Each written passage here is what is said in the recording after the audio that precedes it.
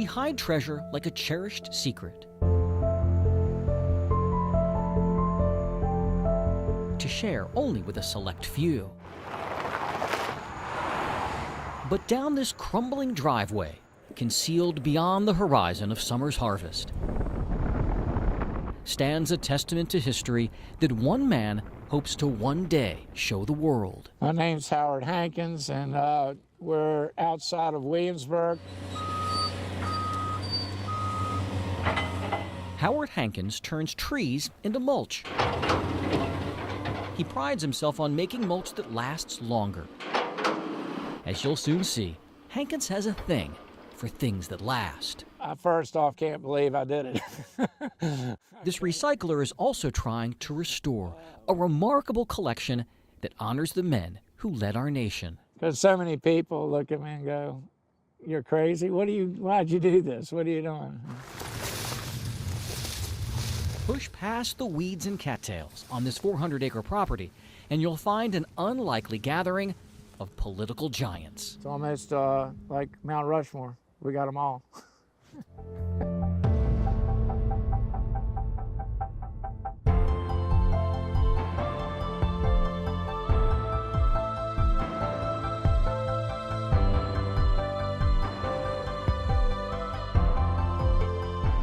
Here tower 43 American presidents.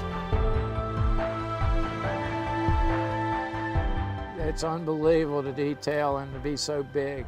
The eyes are looking at you.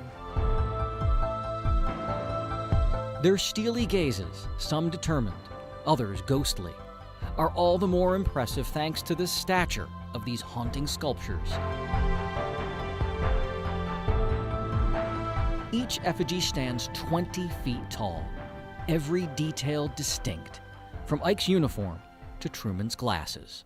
A lot of Texans and a lot of Virginians. We got Mr. Roosevelt, and back there is George Bush Sr. You got Johnson over there, LBJ. Wilson's over there, he's a little destroyed. You got Kennedy behind Carter. Yeah, he's back around the corner. Over there probably by Reagan. And a lot of people look at George and the way he's got his, it looks like tears that he's crying over Washington and says Washington's broken and we need to fix that. Despite Washington, D.C.'s dysfunction, Hankins has yet to hear a cross word out here. They're all getting along real well here. I haven't heard an argument out of them. The men behind these plaster facades faced the defining moments in American history: war, economic upheaval, social injustice, and the immeasurable responsibility of forging a republic. The earlier ones are my favorite, I would say. They came up with the ideas. And it's the ones today, like a Reagan or Kennedy, that were strong presidents and stood up for America and sort of backed what those guys wrote about. And, of course, George Washington, all he did to fight the British, and that was a lot of courage to do what those guys did in that day. It's those timeless ideals that inspired this 62-year-old to preserve these icons of power. I just couldn't see destroying them. Teddy, Taft, and the rest of this elite gathering once lived at the nearby President's Park. It opened in 2004. Hankins helped to build the facility, which went, well, bust in 2010.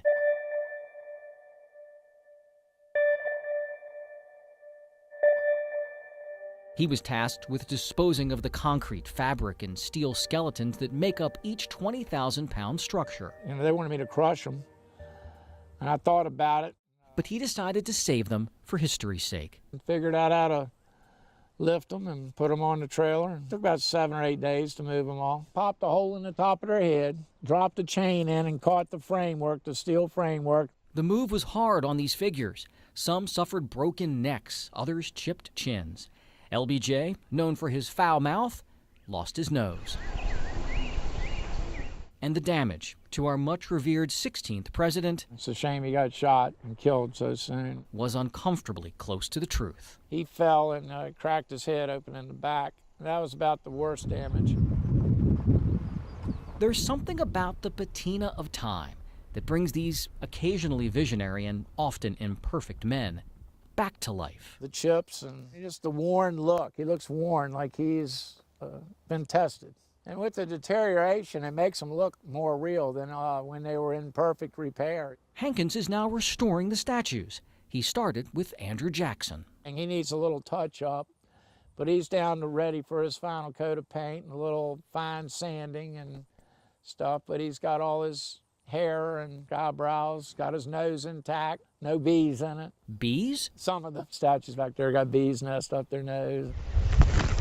Hankins says in 6 months, all the statues will be ready for their new home. I want to get it out there. I want to build a museum, and I want people to talk about it. Hankins is designing a new park to be built in the Richmond area, and he plans to make bronze copies of each one for another park in New Jersey. All 43 are out here. 44? 43. Where's 44? He's in the trailer. I got a little ahead of him.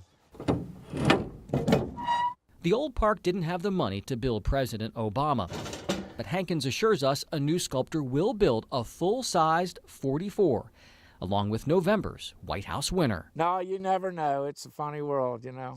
Maybe we can educate everybody on why they are voting. That'd be a good thing to do. Now the nation faces a new dawn and a consequential choice. At night, it gets a little weird out here. Who will next shape the landscape of our lives and join this treasured cast as the 45th President of the United States? Jay Korff, ABC 7 News.